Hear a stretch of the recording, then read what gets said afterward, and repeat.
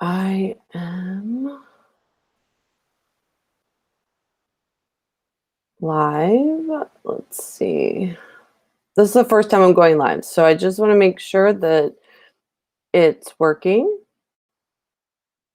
Let's see. Just make sure.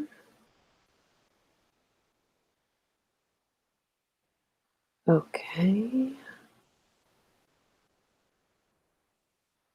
Let's see.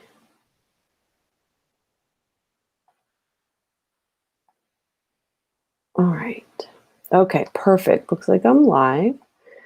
So what I'm going to do today is I'm going to go through exactly the steps that I would take if I was just starting out with ClickUp. And this will apply to whether I'm moving from another um, project management tool or I'm just starting out with one in general. Okay.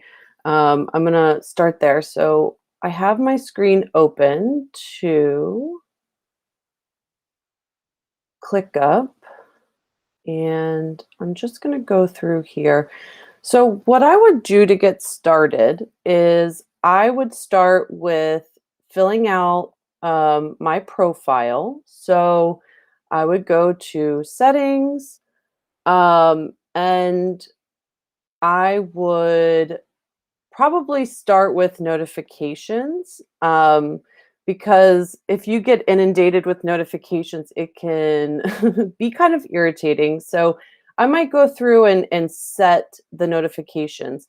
Understanding whether you want, how you work will be helpful. So if you aren't going to spend a lot of time in the app, maybe on your phone or in the web app, maybe you want to get them by email. I don't prefer to get them by email, and I also don't want browser notifications. So I immediately turn those things off. Obviously, that's my choice, but it's up to you. What I do want is I want to get my notifications in the notification center, so you can see that that's what I have set. So that's probably where I'd start. And then I'd probably just go ahead and if I have team members, you can add them. If you have people that you want to add, you can do that first. But what I would do is I'm going to go in and we'll just go over a few things. So the home screen, I really enjoy the home screen. That is generally where I start my day, when I go in to look to see like what I have going on. And if you want to integrate your calendar, I recommend having your calendar times that are on there integrated with this calendar in ClickUp, but not necessarily synced so that the tasks show up on your calendar. I did that at first, and it was a little overwhelming when I was trying to look at my calendar because all the tasks were there. So it depends on what you prefer, but for me, it works better to have the calendar integrated so I can see like what I have going on for the day, but not necessarily the tasks in um, on my Google Calendar, um, of to show. And then from here, I can see, what I have going on for the day, anything that's overdue, coming up, anything unscheduled. I can see mentions, if I'm mentioned in a comment, I'll be able to see comments here, things that are done, and then anything I've delegated if I do that. And then I can add things to my lineup if I want to get a notification. So this is just a test, but let's say I wanted to not forget this for today, like it's a priority. I would add it to the lineup, and then I would click on my name. And then what it does is it adds it up here to my lineup. And I really I like to have that. So then I can also select other tasks that I want in my lineup. So from there, notifications, obviously I would check my notifications. And then let's just dive in here. So in the spaces, how I decide the spaces would be the functions of your business. So If I'm looking at clients, if I have clients, if I have a business that is a service provider business and I have clients that I need to manage, I want a space for them. I probably want a space for operations, for marketing, and then if there needs to be more spaces, then you can add those. But I would start there. Um, if you have the free account, you can do 3 spaces. If you can have more spaces if you have the business or the unlimited subscription. So so from there, I might look at how do I manage clients? If you decide that clients need their own space because you have multiple folders in there, or then obviously the setup you would need to do slightly differently, and you would maybe have a space for each client. For us personally, we use folders per client, and then we have lists inside of the folders. So I would think about how I need to manage those clients. And generally how I decide whether it's a space, a folder, or just a list, I figure out, like, are there multiple people working on it? Are there multiple steps to the process and or the project? And if there's more people and more steps to it, or different phases of it, then I'm going to give them separate lists. And then if they can all be contained within one folder, then I'll give them a folder. And that's how I kind of break it down. So what I would start with, if I'm moving to um, a new system or starting out, I would think about, what do I have going on right now? And I'd probably start with internal things. So I would start with, like, internal operations, things that are recurring, that you have clear processes for. So that might be down in operations, right? Or, for, like, meetings that you have. And when you're doing a migration or getting something set up, it's going to happen. I mean, of course, you can do it in one day, sit down and get everything set up, and that would be great. That doesn't always happen like that. So you're going to probably end up doing it in phases.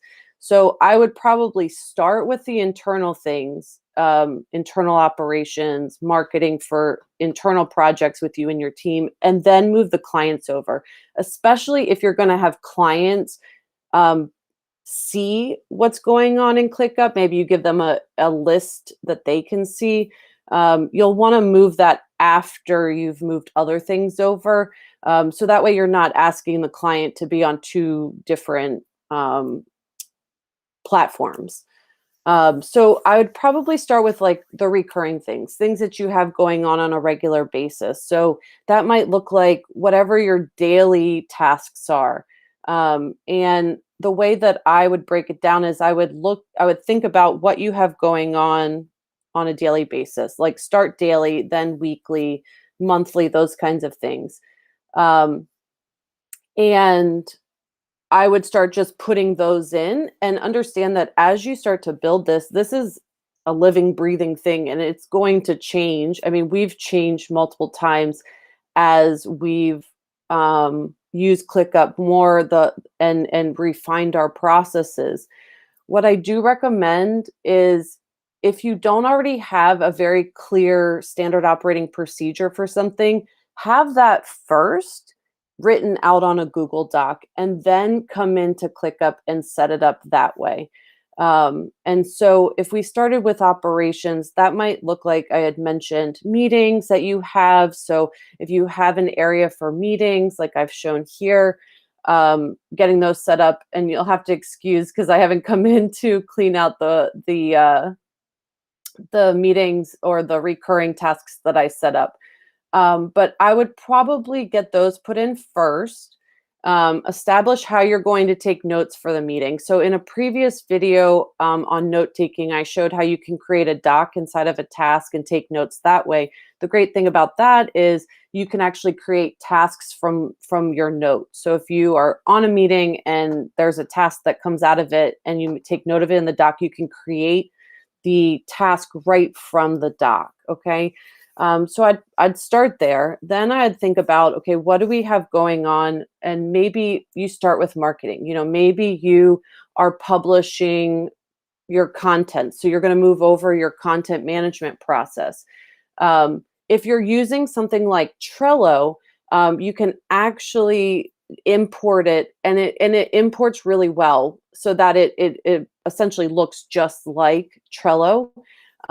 What I've found with clients is that the way people organize in Trello can be done in ClickUp, but because ClickUp gives you some more flexibility on hierarchy and things like that, once you bring it over from Trello, I do recommend doing a review of it, because I think there are better ways to organize, processes, tasks, and the way that you manage it inside of ClickUp.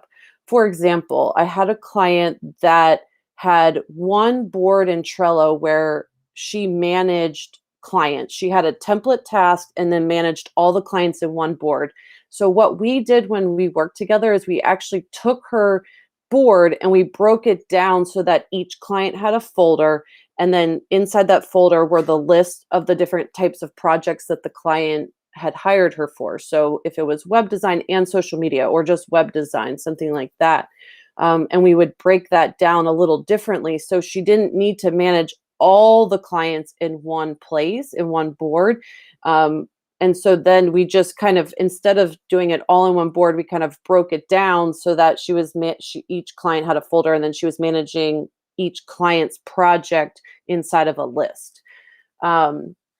So getting started, I would, again, either start with operations, things that you do regularly, or if you have content, your marketing, your social media, I would move those things over. If you're coming from Trello to ClickUp, you can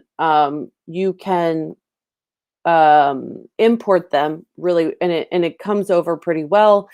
So you might want to do that. If you're starting brand new, I would figure out what your content process is, whether that's writing it out on a Google Doc and then putting it into ClickUp. I would start there, then come in here, and I would think about, how do you need it broken down? If you have multiple team members working on the process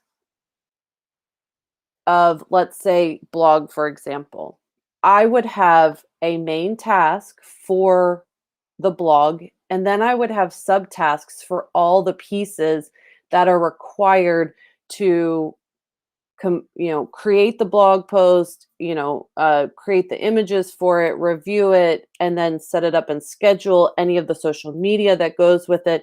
Um, a lot of times, coming from Trello, there are checklists are used, and checklists have a place in ClickUp. I think that when it is a separate task, when it's a, like, copy is a very specific task or part of the whole blog post process, I would make that a subtask. And then the blog process, meaning anyone that's managing the process, a checklist will be for that. But the copy subtask will have its own checklist of items, like making sure that the different headlines are set to the right size, that that the social media posts are written, that there's whatever else goes into the copy for it.